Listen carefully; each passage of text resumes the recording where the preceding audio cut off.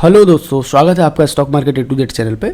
मेरा नाम है सुनील और आप देख रहे हैं stock market A to Z channel. Guys, तो आज हम बात करने वाले हैं कि एंजल वन में अगर आप नए हैं और एंजल वन में डीमेट अकाउंट ओपन करना चाह रहे हैं या करने की कोशिश मतलब प्लानिंग कर रहे हैं, तो कैसे आप डीमेट अकाउंट ओपन कर सकते हैं, उसके बारे में आज हम बात करेंगे।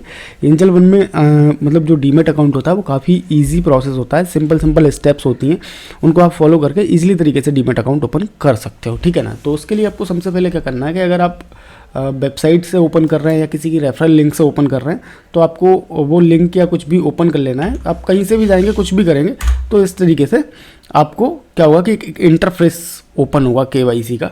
अब वेबसाइट से जाएंगे तब भी या फिर और किसी भी सोर्स से जाएंगे ना, तो आपको कुछ इस टाइप का इंटरफेस ओपन होगा। ठीक है ना। अगर आप एप्लीकेशन पे भी जाएंगे तो वहाँ पे भी सिंपल होगा कि आप जब जाएंगे ना, तो पहले आपको क्या करना पड़ेगा, मोबाइल नंबर डालना पड़ेगा और वहाँ पे OTP आएगा। ठीक है ना।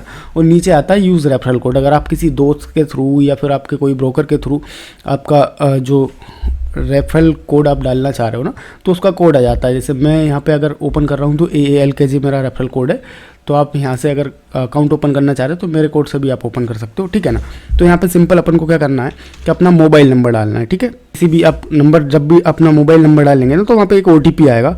OTP आने के बाद आपको वो OTP फिल करना है। यहाँ पे OTP आप फिल करने जाएंगे। जैसे मेरे पास OTP आ गया तो मैं फिल करूँगा 621615। ठीक है ना। इस टाइप से कुछ OTP आएगा।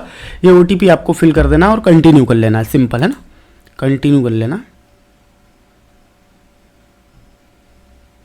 ठीक है। यहाँ पे ध्यान रखने वाली बात ये है, जब तक ये प्रोसेस हो रहा मैं बता देता हूँ कि ध्यान रखने वाली बात क्या है कि यहाँ पे आपका जो नंबर है, मोबाइल नंबर है, वो हमेशा आपका आधार कार्ड से लिंक होना चाहिए और आपका आधार कार्ड जो है ना वो पैन कार्ड से लिंक होना चाहिए। ये कुछ कंडीशन रहेंगी। तो ये आधार कार्ड से नंबर लिंक होना चाहिए और क्या बोलते हैं, अपना आधार कार्ड पैन कार्ड से लिंक होना चाहिए। ठीक है। डॉक्यूमेंट की मैं बात करूँ तो आपको एक बैंक का कुछ भी एक प्रूफ लगेगा। ठीक है ना। आपका ईमेल आईडी, मोबाइल नंबर और आधार नंबर की ज़रूरत पड़ेगी। ठीक है। ये और मोबाइल ईमेल आईडी है ना। तो इतने ही सारे कुछ डॉक्यूमेंट रहते हैं जो सिंपली अगर आप डीमेट अकाउंट ओपन करवाते हैं या कभी भी KYC करवाते हैं तो उसमें ये सब की ज़रूरत पड़ती है। ठीक है ना। तो अभी हमने पहला प्रोसेस क्या था कि हमको मोबाइल नंबर डाल के OTP लेना था। अब हमको यहाँ का करना है कि हमारा फुल नेम डालना है, जिस भी नाम से आप ओपन कर रहे हो। तो मैं यहाँ पे अपना फुल नेम डाल देता हूँ, जिस नाम से भी मुझे ओपन करना है।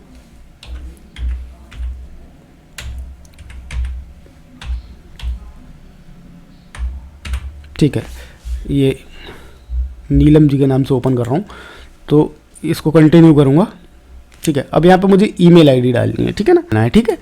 कंटिन्यू करेंगे।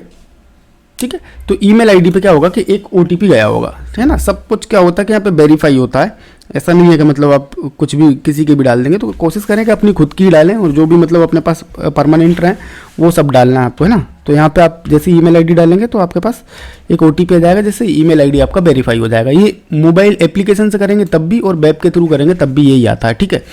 अब ठीक है, नेक्स्ट प्रोसेस आ गई है। अब हमको यहाँ पे डालना है अपना पैन नंबर। ठीक है। अपना पैन नंबर डाल देंगे। सो यहाँ पे हमने अपना पैन नंबर भर लिया है। पैन नंबर भरने के बाद हमको क्या करना है, कंटिन्यू पे चले जाना है। ठीक है। कंटिन्यू।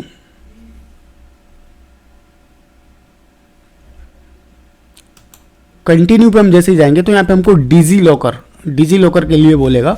तो डिजी लॉकर के लिए हमको कुछ नहीं करना है, यहाँ पे सीधा से ये टिक करना है और इसको ऑथेंटिकेट आधार कर देना है। ठीक है। सिंपल ऑथेंटिकेट आधार करना। अब यहाँ पे हमको डालना है अपना आधार नंबर। ठीक है। क्या डालना है, आधार नंबर यहाँ पे डालना है। तो हम सिंपल यहाँ पे अपना आधार नंबर डाल देंगे। नंबर हमारा डल चुका है। अब इसको क्या करना है, कंटिन्यू पे कर देना, मतलब नेक्स्ट पे कर देना। तो एक OTP आएगा। ठीक है।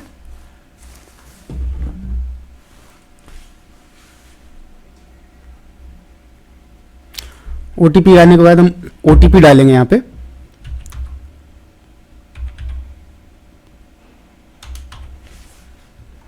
अब सबमिट पे चले जाएंगे। ठीक है। सबमिट पे जाने के बाद हमेशा आपको यहाँ पे अपने डिजी लॉकर का पिन डालना है। ठीक है। ये चीज़ ध्यान रखना है कि डिजी लॉकर का पिन डालना है। अब कोई लोगों के पास क्या कन्फ्यूजन रहता है कि हमारे पास डिजी लॉकर है ही नहीं है, डिजी लॉकर क्या होता है क्या नहीं है। तो यहाँ पे सिंपल क्या करना है, अगर आप डिजी लॉकर यूज़ करते हैं तो आपके डिजी लॉकर का एक पिन होगा। ठीक है। जो भी आपका पिन होगा एक डिजी लॉकर का, अगर आपके पास नया नहीं है और आपने कभी भी डिजी लॉकर यूज़ नहीं किया है तो आप 1 से लेकर 6 तक डाल सकते हैं। ठीक है। 1 से लेकर 6 तक डाल के उसको डन कर दो। डन कर दोगे तो ये हो जाएगा। ठीक है। ठीक है। जैसे ही हम डिजी लॉकर का वहाँ पे पिन डालेंगे, पिन डालने के बाद एक कुछ ऐसा मैसेज आएगा ठीक है। तो आपको इसको क्या कर देना, अलाउ कर देना है। ठीक है, आपकी जो डिटेल्स होंगी वहाँ से फैच कर लेगा, डिजी लॉकर से फैच हो जाती हैं, उसको अलाउ कर लेना और थोड़ी देर वेट करना है। ठीक है, जैसे आप थोड़ी देर वेट करेंगे तो कुछ इस तरीके का इंटरफेस आपके पास ओपन हो जाएगा। ठीक है, वेट करना, अभी अकाउंट ओपन हुआ नहीं है।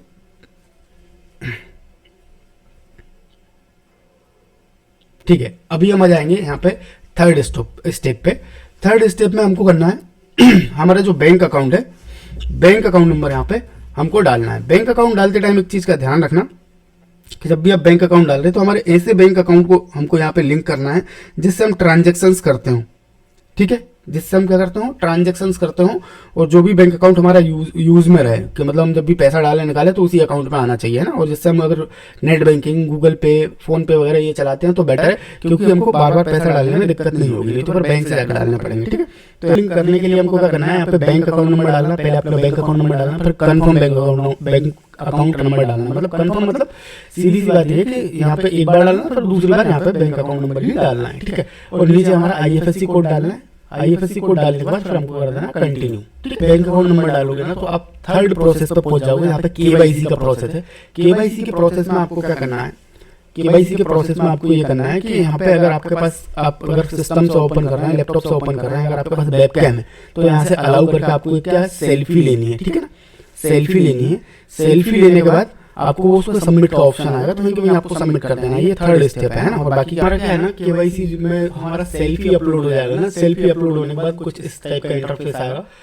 KYC जैसे अपलोड करेंगे ना तो उसी टाइम पे एक सिग्नेचर का भी आएगा, उसको अलाउ कर देना। ठीक है ना, उसमें कुछ भी नहीं करना, सिग्नेचर आपका ऑथेंटिकेट वो कर लेगा ऑटोमेटिकली, और वहां से फिर आपको क्या करना है, सबमिट कर देना। सबमिट करने के बाद फिर आपको इस वाले पेज पर जाना, और यहाँ पे आपको कुछ इस टाइप का इंटरफेस दिखेगा, यहाँ पे लिखा हुआ है activate FNO, activate derivatives FNO currency commodity. ठीक है, अगर आपको अपने अकाउंट में फ्यूचर ऑप्शन वगैरह अपलोड करना है, मतलब एक्टिवेट करना है, तो आपको यहाँ पे ये देखो 6 मंथ का बैंक स्टेटमेंट चाहिए रहेगा।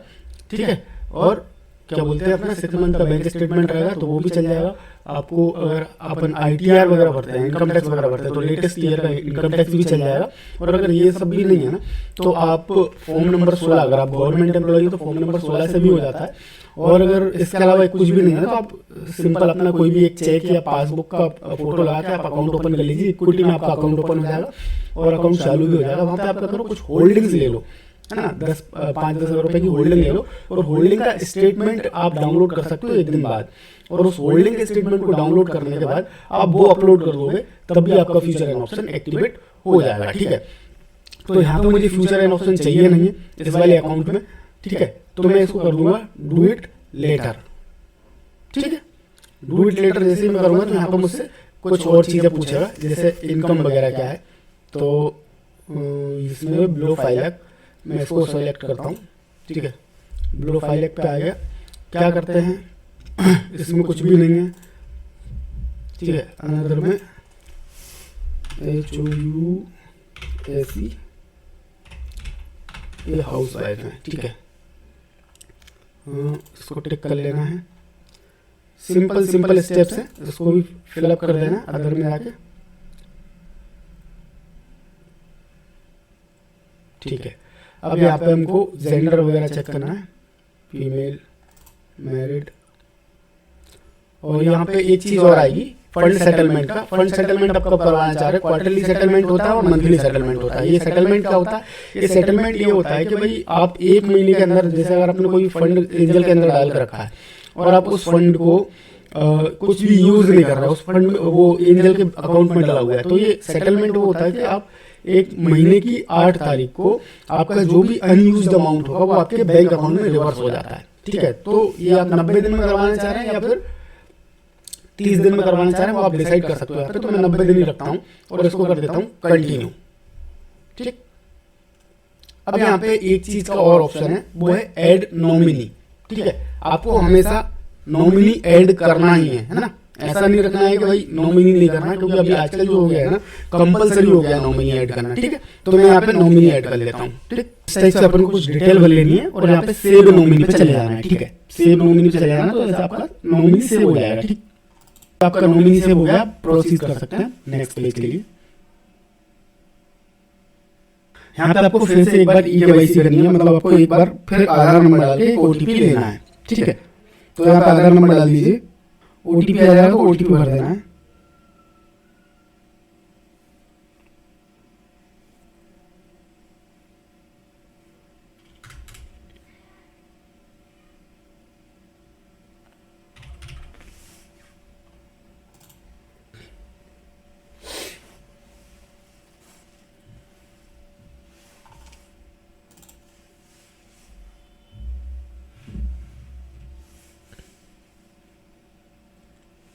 ठीक है, आधार नंबर OTP जैसे ही आप इस जगह पे भर के उसको सबमिट करेंगे ना, तो आपको ये आपका जो अकाउंट है ना वो एक्टिवेट हो गया। और यहाँ पे आपका जो एक्सपीरियंस है वो पूछ रहा है, तो आप एक्सपीरियंस के लिए कुछ भी टिक कर सकते हैं, ठीक है।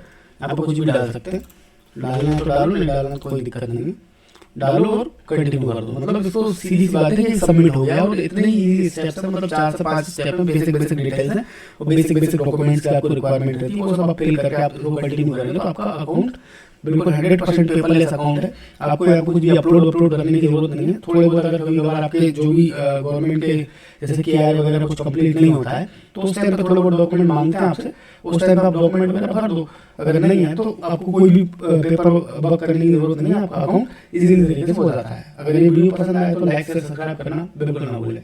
Thank you.